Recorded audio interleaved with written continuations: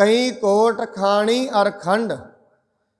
धरती के 9 हिस्से ते जां 9 खंड ने, ते परमात्मा ने 9 खंडां दे विच करोड़ां ही जीव पैदा किए ने। खाणी अर खंड, खाणी 4 तरीकों नाल जीव पैदा होंदे ने, अंडे नाल, जेरज नाल, उत्तपुज नाल ते सेतज नाल। अंडे का मतलब अंडिया नाल, जेरज का मतलब जेर दे नाल, उत्तपुज का मतलब है धरती दे विचों, सेतज का मतलब है पसीने नाल। जिवें जूआं ने ये पसीने नाल पैदा होंदियां ने। कई जीव पसीने दे नाल पैदा होंदे ने, जीवां दे विच ही पैदा होंदे ने पर पसीने नाल होंदे ने। वो भी एक जूनी है।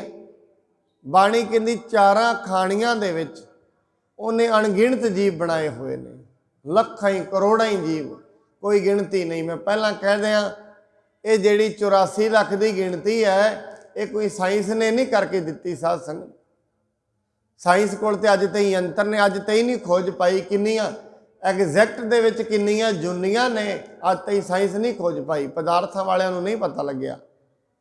ये 84 लाख जूनां दे बारे उन्हां दस्सिआ जिन्हां ने बंदगी की हुई है। उन्हां दस्सिआ 42 लाख जीव जल में होते। भगत नामदेव जी तो कहते हैं 42 लाख जीव पानी विच ने। वेखो उन्हां नूं किवें पता है बंदगी नाल, उन्हां कोल तो कोई यंत्र तो नहीं है।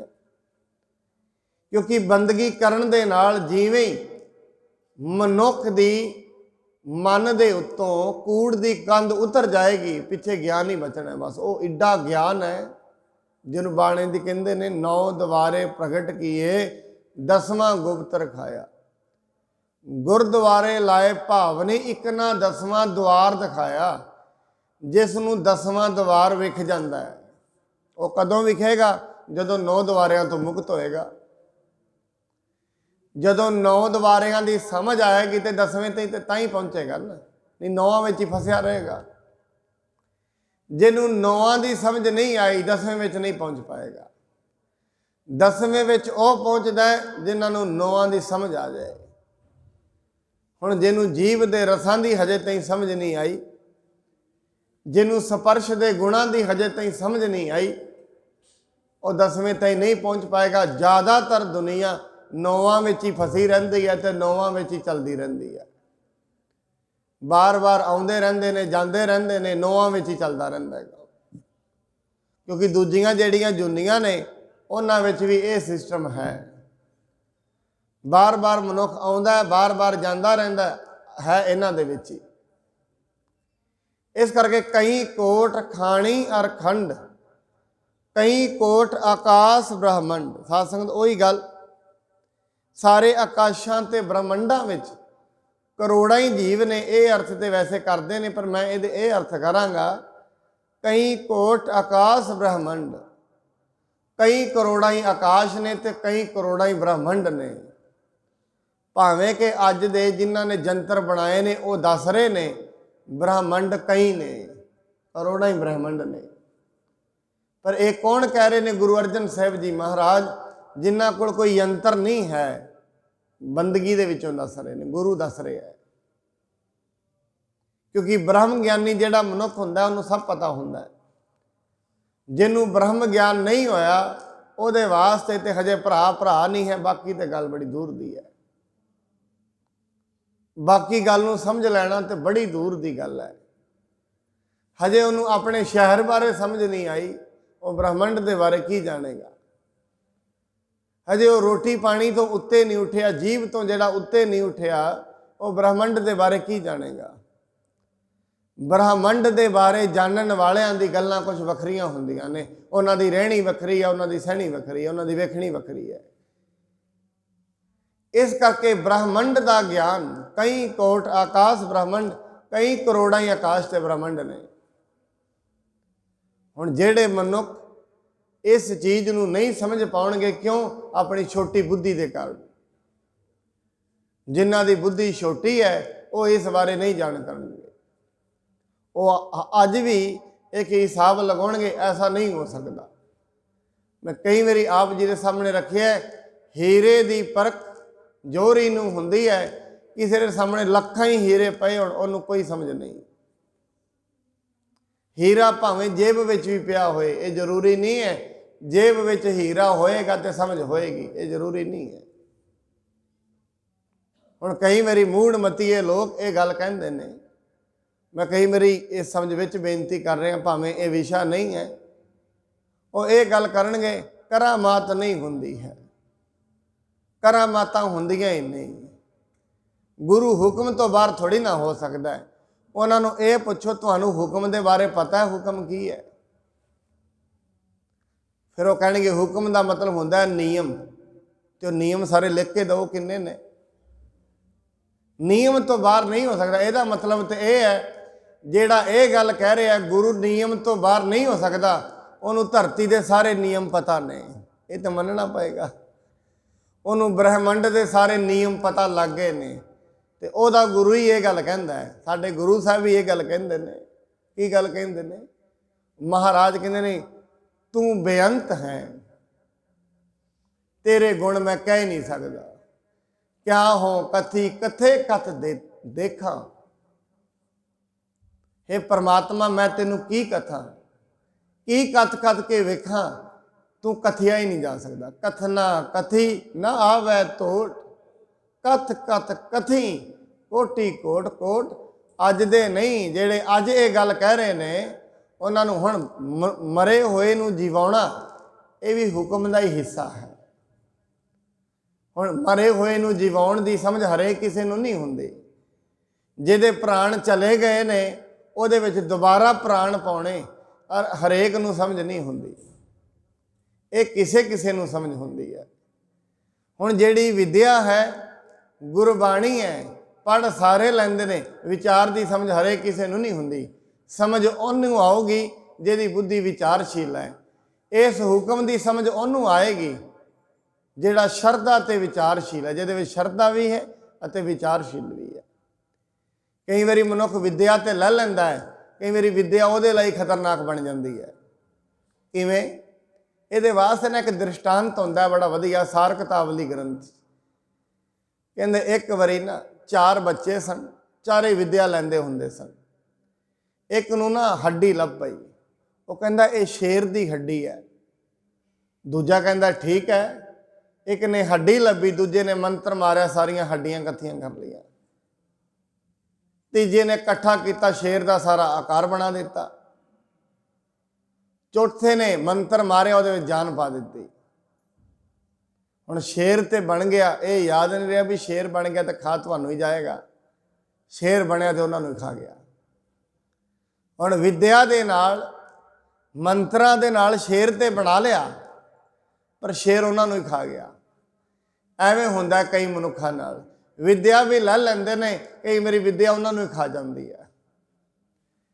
ਕਈਆਂ ਵਾਸਤੇ ਵਿਦਿਆ ਦਵਾਈ ਬਣਦੀ ਹੈ, ਕਈ ਵਾਸਤੇ ਵਿਦਿਆ ਰੋਗ ਬਣ ਜਾਂਦੀ ਹੈ, ਵੱਡਾ ਰੋਗ ਬਣ ਜਾਂਦੀ ਹੈ। ਇਸ ਕਰਕੇ ਜਿਹੜੇ ਇਸ ਚੀਜ਼ ਦੀ ਵਿਚਾਰ ਕਰਦੇ ਨੇ, ਕਰਾਮਾਤਾਂ ਦੇ ਬਾਰੇ ਵਿਚਾਰ ਕਰਦੇ ਨੇ ਔਰ ਕਹਿੰਦੇ ਨੇ ਇਹ ਹੁਕਮ ਹੈ, ਪਰਮਾਤਮਾ ਦੇ ਹੁਕਮ ਤੋਂ ਬਾਹਰ ਨਹੀਂ ਹੋ ਸਕਦੇ, ਕਿ ਤੁਹਾਨੂੰ ਹੁਕਮ ਦਾ ਸਾਰਾ ਗਿਆਨ ਹੋ ਗਿਆ, ਫਿਰ ਤਾਂ ਤੁਸੀਂ ਬ੍ਰਹਮ ਗਿਆਨੀ ਹੋਣੇ ਚਾਹੀਦੇ ਨੇ। ਫਿਰ ਤੁਹਾਨੂੰ ਹਰੇਕ ਜੀਵ ਕਿਵੇਂ ਪੈਦਾ ਹੁੰਦਾ ਹੈ, ਕਿਵੇਂ ਉਹਦੀ ਮੌਤ ਹੋਣੀ ਹੈ, ਉਹਦੇ ਅੰਦਰ ਕਿਹੜੀਆਂ ਕਿਹੜੀਆਂ ਚੀਜ਼ਾਂ ਨੇ, ਸਾਰਾ ਹੀ ਪਤਾ ਹੋਣਾ ਚਾਹੀਦਾ ਹੈ, ਕਿਉਂਕਿ ਹੁਕਮ ਦੇ ਗਿਆਤਾ ਬਣ ਗਏ ਨਾ। ਪਰ ਐਸਾ ਨਹੀਂ ਹੈ। ਜਿਹਨੂੰ ਹੁਕਮ ਦਾ ਗਿਆਨ ਹੋ ਗਿਆ ਹੈ, ਉਹ ਇੱਕ ਹੀ ਗੱਲ ਕਹਿੰਦਾ ਹੈ, ਕੁਝ ਵੀ ਹੋ ਸਕਦਾ ਹੈ। ਇੱਥੇ ਮੈਂ ਪਰਮਾਤਮਾ ਦੀ ਰਚੀ ਸ੍ਰਿਸ਼ਟੀ ਦੇ ਉੱਤੇ ਪ੍ਰਸ਼ਨ ਚਿੰਨ੍ਹ ਨਹੀਂ ਲਗਾਵਾਂਗਾ। ਸਮਝਦਾਰ ਮਨੁੱਖ ਪਰਮਾਤਮਾ ਦੀ ਰਚਨਾ ਦੇ ਉੱਤੇ ਪ੍ਰਸ਼ਨ ਚਿੰਨ੍ਹ ਕਦੀ ਨਹੀਂ ਲਗਾਏਗਾ। ਉਹਨੂੰ ਪਤਾ ਹੈ ਜਿੰਨੇ ਪ੍ਰਸ਼ਨ ਕਰਾਂਗਾ ਸਾਰਿਆਂ ਦੇ ਉੱਤਰ ਨੇ। ਪਰਮਾਤਮਾ ਦੀ ਰਚੀ ਪ੍ਰਕਿਰਤੀ ਦੇ ਉੱਤੇ ਕੋਈ ਪ੍ਰਸ਼ਨ ਚਿੰਨ੍ਹ ਨਹੀਂ ਹੈ। ਇਸ ਕਰਕੇ ਮਹਾਰਾਜ ਜੀ ਕਹਿੰਦੇ ਨੇ ਕਈ ਕੋਟ ਆਕਾਸ਼ ਬ੍ਰਹਮੰਡ, ਕਈ ਕੋਟ ਹੋਏ ਅਵਤਾਰ। ਇਹਦੇ ਅਵਤਾਰ ਦਾ ਮਤਲਬ ਇੱਕ ਕਹਿੰਦੇ ਵੀ ਕਈ ਕਰੋੜਾਂ ਹੀ ਲੋਕਾਂ ਨੇ ਜਨਮ ਲਿਆ। ਇਹ ਤੇ ਗੱਲਾਂ ਗੁਰੂ ਜੀ ਪਹਿਲਾਂ ਕਹਿੰਦੇ, ਇਹਦਾ ਸਿਆਬ ਸਿੰਘ ਤੇ ਇਹੀ ਅਰਥ ਕਰਦੇ ਨੇ, ਪਰ ਮੈਨੂੰ ਇਹ ਅਰਥ ਨਹੀਂ ਜਾਪਦੇ। ਅਰਥ ਇਹ ਵੀ ਹੋ ਸਕਦੇ ਨੇ ਕਈ ਕੋਟ ਹੋਏ ਅਵਤਾਰ, ਕਈ ਕਰੋੜਾਂ ਹੀ ਅਵਤਾਰ ਹੋ ਗਏ ਨੇ ਦੁਨੀਆ ਤੇ। ਕਈ ਕਰੋੜ, ਕਿਉਂਕਿ ਪ੍ਰਿਥਵੀ ਅੱਜ ਦੀ ਨਹੀਂ ਨਾ ਚੱਲੀ, ਇਹਨੂੰ ਤਾਂ ਪਤਾ ਨਹੀਂ ਕਿੰਨੇ ਹਜ਼ਾਰਾਂ ਕਰੋੜਾਂ ਸਾਲ, ਅਰਬਾਂ ਸਾਲ ਹੋ ਗਏ ਨੇ, ਇਹ ਹੀ ਨਹੀਂ ਪਤਾ ਕਿਸੇ ਨੂੰ।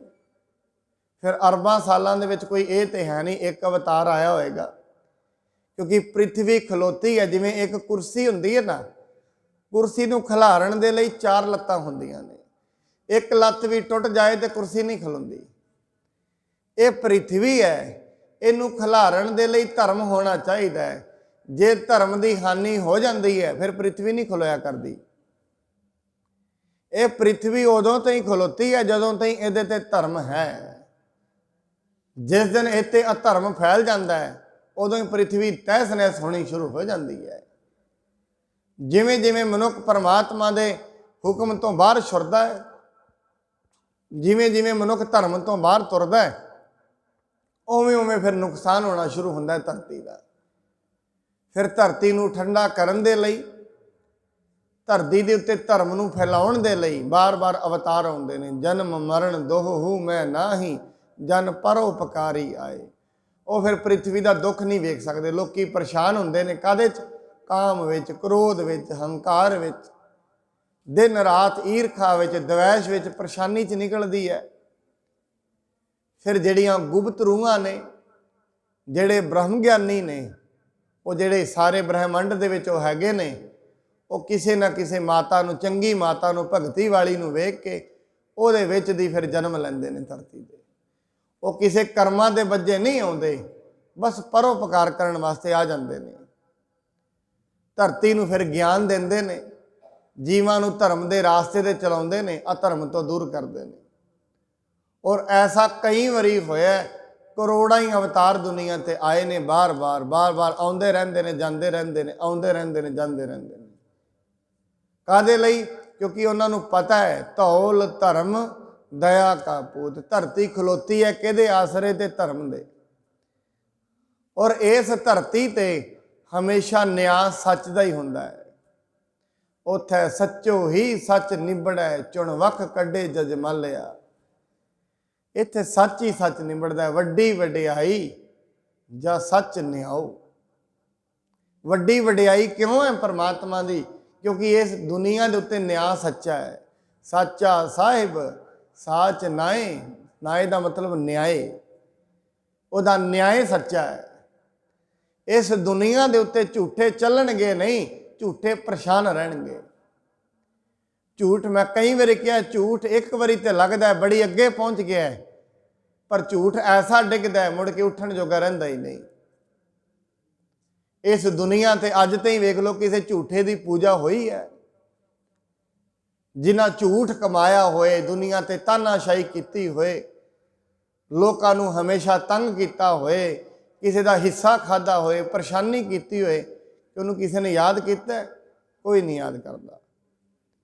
ਇੱਥੇ ਪੂਜਾ ਕਿਹਦੀ ਹੋ ਰਹੀ ਹੈ? ਆਦਿ ਕਾਲ ਤੋਂ ਲੈ ਕੇ ਅੱਜ ਤਾਈਂ ਪੂਜਾ ਹੋ ਰਹੀ ਹੈ ਜਿਨ੍ਹਾਂ ਨੇ ਧਰਮ ਕਮਾਇਆ। ਜਿਨੀ ਨਾਮ ਧਿਆਇਆ ਗਏ ਮਸਕਤ ਘਾਲ, ਨਾਨਕ ਤੇ ਮੁਖ ਉਜਲੇ ਕੇਤੀ ਛੁਟੀ ਨਾਲ। ਉਹਨਾਂ ਦੀ ਪੂਜਾ ਹੈ ਧਰਤੀ ਤੇ। ਅਧਾਰਮਿਕ ਮਨੁੱਖਾਂ ਦੀ ਪੂਜਾ ਨਹੀਂ ਹੈ। ਜਿਨ੍ਹਾਂ ਨੇ ਆਪਣੇ ਸਵਾਰਥ ਦੇ ਹਿੱਤ ਕਾਰਿਆ ਕੀਤੇ ਨੇ, ਆਪਣੇ ਕਰਤੱਵਿਆਂ ਨੂੰ ਭੁੱਲ ਕੇ ਕੰਮ ਕੀਤੇ ਨੇ, ਉਹਨਾਂ ਨੂੰ ਕੋਈ ਨਹੀਂ ਯਾਦ ਕਰਦਾ। ਮੈਂ ਤਾਂ ਕਈ ਵਾਰੀ ਕਹਿੰਦਾ ਉਹਨਾਂ ਦੇ ਘਰ ਦੇ ਪਰਿਵਾਰ ਦੇ ਨਹੀਂ ਯਾਦ ਕਰਦੇ। ਤੀਜੀ ਪੀੜ੍ਹੀ ਤੋਂ ਬਾਅਦ ਕੋਈ ਨਹੀਂ ਯਾਦ ਕਰਦਾ।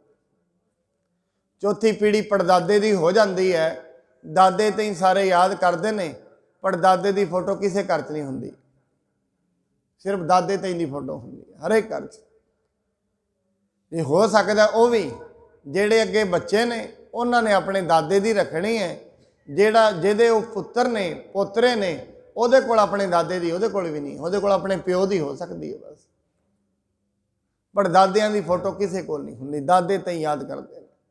ਹਾਂ, ਜਿਹੜੇ ਬਜ਼ੁਰਗ ਨੇ ਆਪਣੇ ਬੱਚਿਆਂ ਨੂੰ ਗੁਰਬਾਣੀ ਕਿਤੇ ਰੱਬ ਦੇ ਬੰਨੇ ਲਾਇਆ, ਦੁਨੀਆ ਨੂੰ ਲਾਇਆ, ਉਹਦੇ ਇਕੱਲੇ ਘਰ ਦੇ ਨਹੀਂ, ਸਾਰਾ ਪਿੰਡ ਹੀ ਉਹਦਾ ਮੇਲਾ ਮਨਾਉਂਦਾ, ਸਾਰਾ ਪਿੰਡ ਹੀ ਉਹਨੂੰ ਯਾਦ ਕਰਦਾ। ਕਿਉਂਕਿ ਜਿਹਨੇ ਨਾਮ ਤੇ ਆਇਆ, ਜਨ ਨਾਨਕ ਧੂੜ ਮੰਗੈ ਤਿਸ ਗੁਰਸਿੱਖ ਕੀ, ਜੋ ਆਪ ਜਪੈ ਅਵਰਹ ਨਾਮ ਜਪਾਵੇ। ਜਿਹੜਾ ਆਪ ਨਾਮ ਜਪਦਾ ਤੇ ਦੂਜਿਆਂ ਨੂੰ ਜਪਾਉਂਦਾ, ਉਹਦੀ ਹਮੇਸ਼ਾ ਹੀ ਪੂਜਾ ਹੁੰਦੀ ਹੈ। ਮੈਂ ਕੱਲ ਵੀ ਬੇਨਤੀ ਆਪ ਜੀ ਦੇ ਸਨਮੁਖ ਕੀਤੀ ਹੈ, ਮਨੁੱਖ ਤੇ ਉਹੀ ਹੈ ਜਿਹਦੀ ਹਵਾ ਦੇ ਵਿੱਚੋਂ ਵੀ ਗਿਆਨ ਪ੍ਰਾਪਤ ਹੋਏ, ਜਿਹਦੇ ਕੋਲ ਲੰਘਦਿਆਂ ਵੀ ਕੁਝ ਮਿਲ ਜਾਏ, ਜਿਸ ਦੇ ਕੋਲ ਬੈਠਿਆਂ ਵੀ ਕੁਝ ਮਿਲੇ, ਉਹਨੂੰ ਕਹਿੰਦੇ ਨੇ ਇਹ ਮਨੁੱਖ ਹੈ। ਇਹ ਤੇ ਦੇਵਤਿਆਂ ਵਰਗਾ ਹੋ ਗਿਆ। ਸਾਧ ਸੰਗਤ ਬੰਦਗੀ ਕਰਨ ਵਾਲਿਆਂ ਦੀ ਹਵਾ ਵੀ ਬਹੁਤ ਕੁਝ ਦੇ ਜਾਂਦੀ ਹੈ। ਉਹਨਾਂ ਦੇ ਚਰਨਾਂ ਦੀ ਧੂੜ ਵੀ ਮਨੁੱਖ ਨੂੰ ਪਾਰ ਉਤਾਰਾ ਕਰ ਦਿੰਦੀ ਹੈ, ਕਿਉਂਕਿ ਚਰਨਾਂ ਦੀ ਧੂੜ ਵਿੱਚ ਵੀ ਇੰਨੀ ਪਾਵਰ ਹੁੰਦੀ ਹੈ ਉਹਨਾਂ ਦੀ। ਤਾਂ ਹੀ ਕਰਕੇ ਬਾਣੀ ਦੇ ਵਿੱਚ ਬਾਰ-ਬਾਰ ਚਰਨਾਂ ਦੀ ਧੂੜ ਦਾ ਜ਼ਿਕਰ ਆਇਆ ਹੈ। ਕਿਉਂ? ਕਿਉਂਕਿ ਚਰਨਾਂ ਦੀ ਧੂੜ ਦੇ ਵਿੱਚ ਵੀ ਬੜਾ ਤੇ ਸਾਇੰਸ ਦਾ ਯੁੱਗ ਹੈ।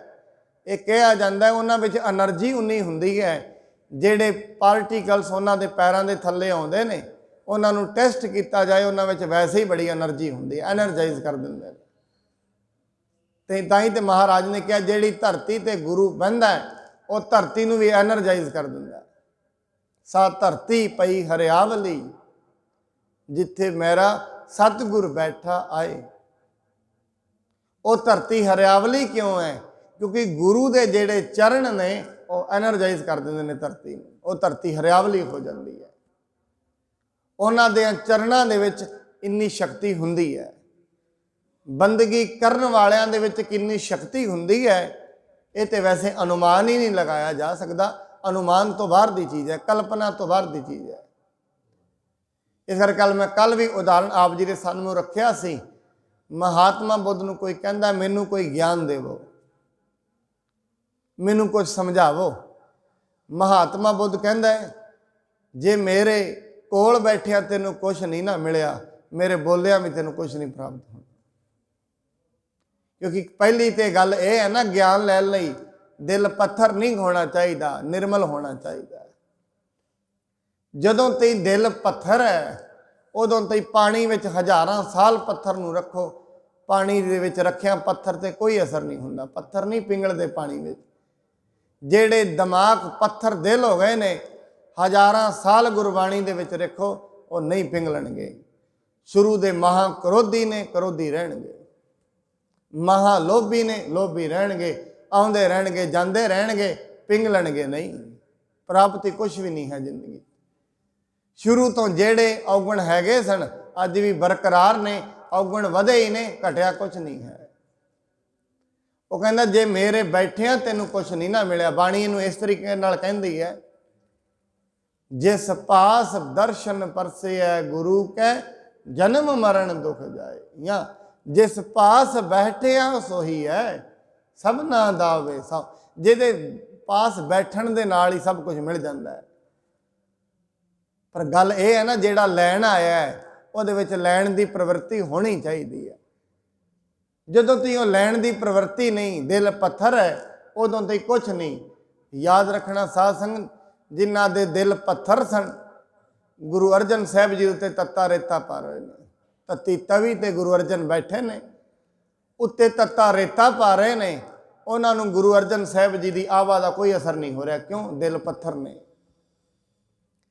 ਗੁਰੂ ਅਰਜਨ ਸਾਹਿਬ ਜੀ ਨੇ ਭਾਵੇਂ ਲੱਖਾਂ ਲੋਕਾਂ ਦਾ ਉਧਾਰ ਕੀਤਾ ਹੈ, ਪਰ ਉਹਨਾਂ ਜ਼ਾਲਮਾਂ ਦੇ, ਅਸੀਂ ਜ਼ਾਲਮ ਕਿਉਂ ਕਹਿੰਦੇ ਹਾਂ? ਜ਼ਾਲਮ ਕਿਹਨੂੰ ਕਹਿੰਦੇ ਆ?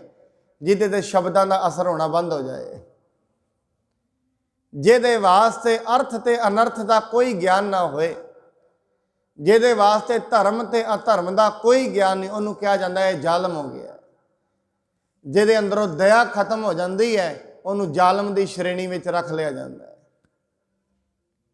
ਜਿਹਦੇ ਕੋਲ, ਮੈਂ ਕਈ ਵਾਰ ਸੁਣਦਾ, ਦੂਜੇ ਦੇ ਬੱਚਿਆਂ ਦੇ ਪ੍ਰਤੀ ਜਿਹਦੇ ਅੰਦਰ ਦਇਆ ਨਹੀਂ ਹੈ, ਇਹਦਾ ਮਤਲਬ ਇਹ ਹੈ ਘੱਟੋ ਘੱਟ ਇਨਸਾਨ ਤੇ ਉਹ ਨਹੀਂ ਹੈ। ਆਪਣੇ ਬੱਚੇ ਬੱਚੇ ਨੇ, ਦੂਜਿਆਂ ਦੇ ਬੱਚਿਆਂ ਦੇ ਪ੍ਰਤੀ ਜਿਹਦੇ ਵਿੱਚ ਸੰਵੇਦਨਾ ਨਹੀਂ ਹੈ, ਦੂਜਿਆਂ ਦੇ ਬੱਚਿਆਂ ਦੇ ਪ੍ਰਤੀ ਜਿਹਦੇ ਅੰਦਰ ਦਇਆ ਨਹੀਂ ਹੈ, ਦੂਜਿਆਂ ਦੇ ਬੱਚਿਆਂ ਦੀ ਰੋਟੀ ਖੋਹ ਲੈਂਦਾ ਹੈ, ਇਹਦਾ ਮਤਲਬ ਘੱਟੋ ਘੱਟ ਇਨਸਾਨ ਤੇ ਉਹ ਨਹੀਂ ਹੈ। ਇਹ ਤੇ ਮੰਨ ਲੈਣਾ ਚਾਹੀਦਾ। ਇਨਸਾਨ ਨਹੀਂ ਹੈ, ਹੈਵਾਨ ਹੈ। ਉਹ ਇਨਸਾਨ ਨਹੀਂ ਹੈ, ਉਹਨੂੰ ਹੈਵਾਨੀਅਤ ਦੀ ਤਸ਼ਬੀਹ ਦੇ ਦਿੱਤੀ ਜਾਂਦੀ ਹੈ। ਇਸ ਕਰਕੇ ਦੁਨੀਆ ਦੇ ਉੱਤੇ ਜਿਉਂ-ਜਿਉਂ ਮਨੁੱਖ ਸਵਾਰਥੀ ਹੁੰਦਾ ਹੈ, ਜਿਉਂ-ਜਿਉਂ ਸਵਾਰਥ ਦੇ ਅਧੀਨ ਚੱਲਣਾ ਸ਼ੁਰੂ ਹੁੰਦਾ ਹੈ, ਉਹਦੇ ਅੰਦਰੋਂ ਇਨਸਾਨੀਅਤ ਖਤਮ ਹੋਣੀ ਸ਼ੁਰੂ ਹੋ ਜਾਂਦੀ ਹੈ। ਅੱਜ ਦਾ ਮਨੁੱਖ ਇਨਸਾਨੀਅਤ ਤੋਂ ਪਰੇ ਜਾ ਰਿਹਾ ਹੈ। ਸਰੀਰ ਤੇ ਇਨਸਾਨਾਂ ਵਾਲੇ ਨੇ, ਇਨਸਾਨੀਅਤ ਤੋਂ ਪਰੇ ਜਾ ਰਿਹਾ ਹੈ। ਸਭ ਤੋਂ ਵੱਡੀ ਗੱਲ, ਜਦੋਂ ਤਾਈਂ ਮਨੁੱਖ ਦੇ ਅੰਦਰ ਦਇਆ ਨਹੀਂ ਹੈ ਉਹ ਧਰਮੀ ਨਹੀਂ ਹੋ ਸਕਦਾ, ਭਰਮੀ ਹੈ। ਧਰਮੀ ਉਹ ਮਨੁੱਖ ਹੈ ਜਿਸ ਦੇ ਅੰਦਰ ਦਇਆ ਹੈ, ਤੇ ਦਇਆ ਬਿਨਾਂ ਬੰਦਗੀ ਤੋਂ ਨਹੀਂ ਆਉਂਦੀ। ਦਇਆ ਬਿਨਾਂ ਬੰਦਗੀ ਤੋਂ, ਬਿਨਾਂ ਵਿਚਾਰ ਤੋਂ ਨਹੀਂ ਆਉਂਦੀ। ਇਸ ਕਰਕੇ ਜਿਹੜੇ ਜ਼ਾਲਮ ਹੋ ਜਾਂਦੇ ਨੇ ਉਹਨਾਂ ਦੇ ਅੰਦਰੋਂ ਗੁਣ ਖਤਮ ਹੋ ਜਾਂਦੇ ਨੇ। ਜ਼ਾਲਮ ਉਹਨੂੰ ਹੀ ਕਿਹਾ ਜਾਂਦਾ।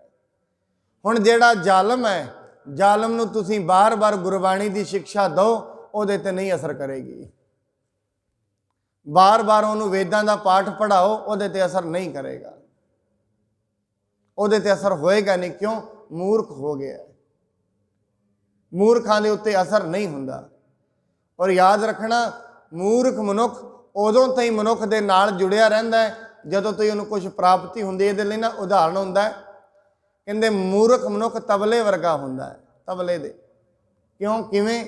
ਕਹਿੰਦੇ ਜਦੋਂ ਤਾਈਂ ਤਬਲੇ ਦੇ ਉੱਤੇ ਆਟਾ ਸੁੱਟੀ ਜਾਈਏ ਤਬਲਾ ਆਵਾਜ਼ ਕੱਢਦਾ ਹੈ। ਜਿਵੇਂ ਆਟਾ ਸੁੱਟਣਾ ਬੰਦ ਕਰ ਦੋਗੇ ਤਬਲਾ ਆਵਾਜ਼ ਬੰਦ ਕਰ ਦਿੰਦਾ ਹੈ। ਤਾਂ ਅੱਜ ਤੇ ਪਾਊਡਰ ਸੁੱਟਿਆ ਜਾਂਦਾ ਹੈ, ਤਬਲਾ ਆਵਾਜ਼ ਉਦੋਂ ਹੀ ਕਰਦਾ ਜਦੋਂ ਉਹਦੇ ਤੇ ਆਟਾ ਸੁੱਟਿਆ ਜਾਏ। ਐਵੇਂ ਜਿਹੜਾ ਨਿੰਦਕ ਪੁਰਸ਼ ਹੁੰਦਾ ਹੈ, ਮੂਰਖ ਮਨੁੱਖ ਹੁੰਦਾ ਹੈ, ਉਦੋਂ ਤਾਈਂ ਮਨੁੱਖ ਦੇ ਨਾਲ ਜੁੜਿਆ ਰਹਿੰਦਾ ਹੈ ਜਦੋਂ ਤਾਈਂ ਉਹਨੂੰ ਕੁਛ ਨਾ ਕੁਛ ਮਿਲਦਾ ਰਹੇ। ਜਿਵੇਂ ਤਬਲੇ ਨੂੰ ਆਟਾ ਮਿਲ ਰਿਹਾ, ਜਿਸ ਦਿਨ ਉਹਨੂੰ ਮਿਲਣਾ ਬੰਦ ਹੋ ਜਾਏਗਾ, ਲੋਕ ਗੁਰੂ ਦੀ ਵੀ ਨਿੰਦਿਆ ਕਰਨੀ ਸ਼ੁਰੂ ਕਰ ਦਿੰਦੇ ਨੇ। ਕਰਨ ਵਾਲੇ ਲੋਕ ਸੰਤਾਂ ਮਹਾਂਪੁਰਖਾਂ ਦੀ ਨਿੰਦਿਆ ਸ਼ੁਰੂ ਕਰ ਦਿੰਦੇ ਨੇ, ਗੁਰੂ ਦੀ ਨਿੰਦਾ ਕਰਦੇ ਨੇ। ਕਿਉਂ? ਕਹਿੰਦੇ ਸਾਨੂੰ ਤਾਂ ਕੁਝ ਮਿਲਿਆ ਹੀ ਨਹੀਂ। ਇਹ ਨਿੰਦਾ ਹੀ ਤੇ ਹੋਰ ਕੀ ਹੈ।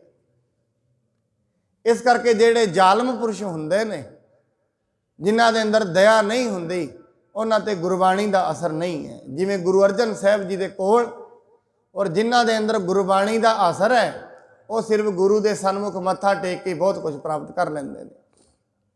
ਮਹਾਰਾਜ ਕਹਿੰਦੇ ਨੇ, ਕਈ ਕੋਟ ਹੋਏ ਅਵਤਾਰ, ਬਾਰ-ਬਾਰ ਅਵਤਾਰ ਆਉਂਦੇ ਨੇ ਕਾਹਦੇ ਲਈ? ਮਨੁੱਖ ਨੂੰ ਦਇਆ ਦੇ ਰਸਤੇ ਤੋਰਨ ਲਈ, ਮਨੁੱਖ ਨੂੰ ਸੰਤੋਖ ਤੇ ਮਾਰਗ ਤੇ ਤੋਰਨ ਲਈ, ਮਨੁੱਖ ਨੂੰ ਸੱਚ ਦੇ ਮਾਰਗ ਤੇ ਤੋਰਨ ਲਈ ਬਾਰ-ਬਾਰ ਅਵਤਾਰੀ ਪੁਰਸ਼ ਆਉਂਦੇ ਰਹਿੰਦੇ ਨੇ। ਕਈ ਜੁਗਤ ਕੀਨੋ ਵਿਸਤਾਰ, ਪਰਮਾਤਮਾ ਨੇ ਕਈ ਜੁਗਤੀਆਂ ਦੇ ਨਾਲ ਇਹ ਸਮਾਜ ਦਾ ਵਿਸਤਾਰ ਕੀਤਾ ਹੈ, ਇਹ ਧਰਤੀ ਦਾ ਵਿਸਤਾਰ ਕੀਤਾ ਹੈ। ਕਈ ਬਾਰ ਪਸਰਿਓ ਪਾਸਾਰ, ਸਦਾ ਸਦਾ ਇੱਕ ਏਕੰਕਾਰ। ਇਹ ਦੁਨੀਆ ਦਾ ਪਸਾਰਾ ਕਈ ਵਾਰੀ ਪਸਰਿਆ ਹੈ, ਕਈ ਵਾਰੀ ਇਹ ਖਤਮ ਹੋਈ ਹੈ, ਕਈ ਵਾਰੀ ਬਣੀ ਹੈ। ਅੱਜ ਵੀ ਇਹ ਚੱਲ ਰਹੀ ਹੈ, ਕੋਈ ਪਤਾ ਨਹੀਂ ਹੈ ਇਹਨੇ ਕਦੋਂ ਖਤਮ ਹੋ ਜਾਣਾ। ਇਹ ਕਿਸੇ ਦੇ ਹੱਥ 'ਚ ਨਹੀਂ। ਮਨੁੱਖ ਦੇ ਹੱਥ ਵਿੱਚ ਤੇ ਆਪਣਾ ਫਿਊਚਰ ਨਹੀਂ ਹੈ, ਧਰਤੀ ਦਾ ਫਿਊਚਰ ਇਹਦੇ ਹੱਥ 'ਚ ਕਿਵੇਂ ਹੋਏਗਾ? ਮਨੁੱਖ ਦੇ ਦਿਮਾਗ ਦੇ ਵਿੱਚ ਤੇ ਆਪਣਾ ਭਵਿੱਖ ਨਹੀਂ ਹੈ। ਆਪਣਾ ਨਹੀਂ ਪਤਾ ਇਹਦੇ ਨਾਲ ਕੱਲ ਨੂੰ ਕੀ ਹੋ ਜਾਣਾ। ਧਰਤੀ ਦਾ ਭਵਿੱਖ ਤੇ ਕਿਹਦੇ ਹੱਥ ਵਿੱਚ ਹੋ ਸਕਦਾ? ਕਿਸੇ ਦੇ ਭਵਿੱਖ ਵਿੱਚ। ਇਸ ਕਰਕੇ ਸਾਧ ਸੰਗਤ ਯਾਦ ਰੱਖਣਾ, ਮਨੁੱਖ ਦੇ ਹੱਥ ਵਿੱਚ ਕਰਮ ਨੇ, ਰਿਜ਼ਲਟ ਮਨੁੱਖ ਦੇ ਹੱਥ ਵਿੱਚ ਨਹੀਂ ਹੈ। ਮਨੁੱਖ ਦੇ ਹੱਥ ਦੇ ਵਿੱਚ ਸਿਰਫ ਤੇ ਸਿਰਫ ਕਰਮ ਨੇ। ਕਰਮ ਉਹ ਕਰ ਸਕਦਾ ਹੈ। ਮਨੁੱਖ ਦੇ ਹੱਥ ਵਿੱਚ ਕਰਮ ਨੇ, ਕਰਮਾਂ ਦੇ ਨਾਲ ਕੀ ਪ੍ਰਾਪਤ ਹੋਣਾ ਕੁਝ ਨਹੀਂ ਪਤਾ। ਅੱਜ ਜ਼ਿੰਦਗੀ ਦੇ ਵਿੱਚ ਜੇ ਮਾੜਾ ਸਮਾਂ ਚੱਲ ਰਿਹਾ ਹੈ, ਇੱਕ ਚੀਜ਼ ਸਮਝ ਲੈਣਾ, ਇਹ ਕਿਸੇ ਨਾ ਕਿਸੇ ਕਰਮ ਦਾ ਨਤੀਜਾ ਹੈ ਜੋ ਕੀਤਾ ਹੋਏਗਾ, ਆਪਣੇ ਕੀਤੇ ਹੋਏ ਦਾ। ਇਸ ਜਨਮ 'ਚ ਨਾ ਹੋਏਗਾ, ਪਿਛਲੇ 'ਚ ਹੋਏਗਾ, ਨਤੀਜਾ ਆਪਣਾ ਹੀ ਹੈ।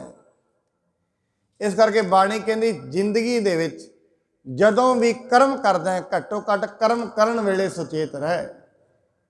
ਕਿਉਂਕਿ ਬੀਜਿਆ ਹੋਇਆ ਇੱਕ ਮਾੜਾ ਕਰਮ ਵੀ ਹਜ਼ਾਰਾਂ ਗੁਣਾ ਬਣ ਜਾਂਦਾ ਹੈ, ਬੀਜਿਆ ਹੋਇਆ ਇੱਕ ਚੰਗਾ ਗੁਣ ਵੀ ਹਜ਼ਾਰਾਂ ਗੁਣਾ ਬਣ ਜਾਂਦਾ ਹੈ। ਇਸ ਕਰਕੇ ਕਰਮ ਤੇ ਜਿੱਥੇ ਬਹਿ ਰਿਹਾ ਇਹ ਵੇਖ, ਜਿੱਥੇ ਮੈਂ ਬਹਿਣ ਲੱਗਿਆ ਕਿ ਇਹ ਲੋਕ ਸਹੀ ਨੇ, ਕਿ ਨਿੰਦਾ ਤੇ ਨਹੀਂ ਕਰ ਰਹੇ, ਕਿਸੇ ਦੀ ਚੁਗਲੀ ਤੇ ਨਹੀਂ ਕਰ ਰਹੇ। ਜੇ ਕਿਤੇ ਨਿੰਦਾ ਹੋ ਰਹੀ ਹੈ ਉੱਠ ਜਾਣਾ ਚਾਹੀਦਾ, ਨਾਲ ਹੀ ਚੁਗਲੀ ਹੋ ਰਹੀ ਹੈ ਉੱਠ ਜਾਣਾ ਚਾਹੀਦਾ। ਕਿਉਂ? ਉਹ ਨਿੰਦਾ ਕਰਨਗੇ, ਹਾਮੀ ਵਿੱਚ ਭਰਨੀ ਪਏਗੀ, ਨਾਲੋਂ ਨਾਲ ਕਰਮ ਬਣ ਜਾਏਗਾ। ਉਹ ਕਰਮ ਪੂਜਾ ਪਾਠ ਨੂੰ ਖਾ ਜਾਂਦਾ ਹੈ। ਮੱਥਾ ਟੇਕਿਆ ਹੋਏ, ਜਿੰਨਾ ਕੁ ਮੱਥਾ ਟੇਕ ਕੇ ਸਾਡਾ ਕਰਮ ਬਣਦਾ ਹੈ, ਪਹਿਲਾਂ ਤੇ ਬਣਦਾ ਹੀ ਨਹੀਂ। ਜੇ ਬਣਦਾ ਵੀ ਹੈ ਮਾੜਾ ਮੋਟਾ ਗੁਰਦੁਆਰੇ ਮੱਥਾ ਟੇਕਣ ਦੇ ਨਾਲ, ਜਿੰਨਾ ਕੁ ਬਣਦਾ ਨਿੰਦਾ ਚੁਗਲੀ ਚੋਂ ਨਿਕਲ ਜਾਂਦਾ। ਫਿਰ ਮਨੁੱਖ ਕਹਿੰਦਾ ਮੈਨੂੰ ਪ੍ਰਾਪਤੀ ਕੁਛ ਨਹੀਂ ਹੋ ਰਹੀ। ਪ੍ਰਾਪਤੀ ਦਾ ਕਾਰਨ ਹੀ ਇਹ, ਨਾ ਪ੍ਰਾਪਤੀ ਦਾ ਕਾਰਨ ਹੀ ਇਹ ਹੈ। ਕਿਉਂਕਿ ਮਨੁੱਖ ਜੋ ਕੁਛ, ਬਾਣੀ ਕਹਿੰਦੀ ਮਤ ਥੋੜੀ ਸੇਵ ਗਵਾਈ ਹੈ। ਥੋੜੀ ਮਤ ਹੋਣ ਦੇ ਕਾਰਨ ਮਨੁੱਖ ਆਪਣੇ ਗੁਣ ਗਵਾ ਲੈਂਦਾ ਹੈ। ਅੱਗੇ ਮਹਾਰਾਜ ਕਹਿੰਦੇ ਨੇ ਕਈ ਵਾਰ ਇਹ ਦੁਨੀਆ ਦਾ ਪਸਾਰਾ ਹੋਇਆ ਤੇ ਕਈ ਵਾਰੀ ਇਹ ਖਤਮ ਹੋਈ ਹੈ, कई कोट कीने बहु भात, प्रभ ते होए प्रभ माहे समात। बड़िया ही भातां दे नाल, कई तरीकों के नाल जीवां नूं परमात्मा ने पैदा किया है। हुण साध संगत किन्ने तरीकों नाल कीता है, ये किसी ने अजे तक खोजे नहीं हैं। महाराज ने भी करोड़ कह दिते ने, पर खोजे नहीं किसी ने। बाणी ते महाराज ने भी कहा है, महाराज कहते ने जे मैं शब्दां दे विच कहना, शब्दां दे विच कहंदियां भी सिर ते भार हुंदा है। अखरी नाम अखरी साला, अखरी ज्ञान गीत गुण गा। इस तो पहला महाराज कहते ने जे मैं अखरां दे विच परमात्मा की सिफत नूं कहना, उहदे विच भी सिर ते भार हुंदा है। अगे अंत दे विच महाराज कहते ताका अंत न जानै कोय, आपे आप नानक प्रभ सोए। उसका अंत नहीं है, ना ये बारी रचना का अंत है। अंतरीवी तौर पर किन्ने उहदे हुक्म ने, उहदा कोई अंत नहीं है। मैं फिर कह दियां जेड़े करामात नूं एवें समझदे ने, ये भी किते नहीं गुरु जी हुक्म विच करदे ने, फिर हुक्म का अंत तो दसो ना, हुक्म किन्ने ने। नियमतां दी लिस्ट ते बनाओ ना, नियम किहड़े किहड़े ने। वो नियम की कोई लिस्ट नहीं है। हुक्मी होवन आकार, हुक्म ना कहया जाई, उहदा कोई अंत नहीं। इस करके परमात्मा आप ही जानदा है, ताई करके बाणी विच ज़्यादातर शब्द बेनती दे ने। ये नहीं है महाराज, ये नहीं कहते तू अपनी बुद्धि तकड़ी कर, ये कहते ने तू उहदे अगे अरदास कर, उहदे अगे सरेंडर कर। बस एक ही गल कह, परमात्मा मैनू बख्श लै। बस बार बार यही गल, महाराज लेखै कतहे न छूटी है, खिन खिन भूलनहार। तेरे नियम ही इन्ने ने धरती दे, एक एक सैकेंड दे विच की पता मेरा एक कदम ही तेरे एक नियम नूं तोड़दा होए। की पता है सानू किहड़ा नियमां दा ज्ञान है। की पता उहदा चलना ही नियम नूं तोड़दा होए, की पता मनुख दा वेखना ही नियम नूं तोड़दा होए। इस करके बाणी कहंदी लेखे विच ना पई, साडा ते कदम कदम नियम नूं तोड़दा है, कदम कदम। उहदे नियम ही इन्ने गहरे ने, इन्ने जटिल ने, मनुख नियमां दे अनुसार नहीं चल पाएगा। सिर्फ उहदे अगे बेनती करदा रहे, परमात्मा मैं भुल जाना हाँ, तू सदा बख्शिंद है, मेरे औगण बड़े ने, दिन विच पता नहीं किन्ने औगण कमाउना। अरदास यही है, मैनू बख्श लै, क्योंकि वो आप ही सारा कुछ कर रहा है। ऐसी अरदास मनुख नूं परमात्मा अगे रोज़ करनी चाहिए है। इन्नियां बेनतियां प्रवान होई भुल चुक दे लई खिमा करनी जी। गुरु जी कृपा करन, आप सब नूं देह अरोगता तंदुरुस्ती की दात बख्शण, उद्यम उपराले बख्शण। इसे तरीके नाल सत संगत विच आके अपनी जिंदगी दे कीमती सवासां नूं सफल कर सकीए, इन्नियां बेनतियां प्रवान। वाहिगुरू जी का खालसा, वाहिगुरू जी की फतेह।